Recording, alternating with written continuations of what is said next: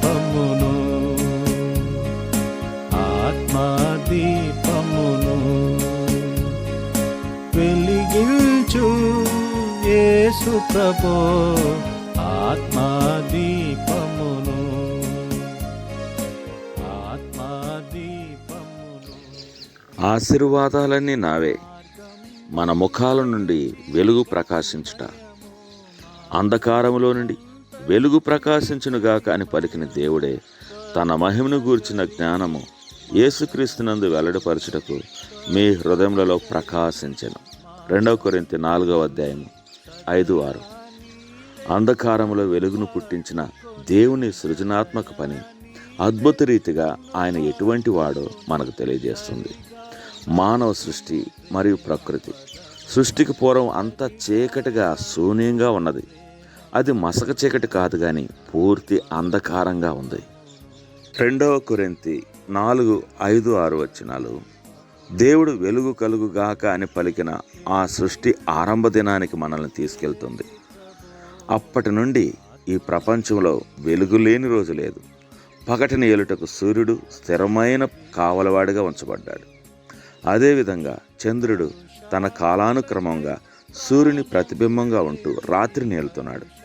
ఇక్కడ చెప్పుకోదగ్గ విషయం ఏంటంటే, సౌర వ్యవస్థలోని ఉన్నత సభ్యులకు సృష్టికర్త ఇచ్చిన ఆజ్ఞ. ఈ పేరులోని శక్తి విధేయతతో ప్రతిస్పందించి దాని ప్రకాశాన్ని అడ్డుకునే ప్రతి విధమైన ఆటంకాలను తొలగించి వేస్తుంది. వెలుగు మరియు సంపూర్ణ చీకటి ఒకే వృత్తంలో ఉండవు. వెలుగు విజయం సాధిస్తుంది, మరి చీకటి పారిపోతుంది. చీకటితో నిండిన ఈ లోకంలో వెలుగుగా ఉండమని దేవుడిచ్చిన ఆజ్ఞకు కుమారుడైన దేవుడు విధేయత చూపి ఈ లోకంలో యేసుక్రీస్తుగా ఆయన జన్మించాడు. అందువలన ఆయన నడకలో, ఆయన మార్గంలో, ఆయన మాటలలో, ఆయన ప్రవర్తనలో, ఆయన పనులలో మరియు ఆయన కోపంలో ఆ వెలుగు మనకు కనబడుతుంది.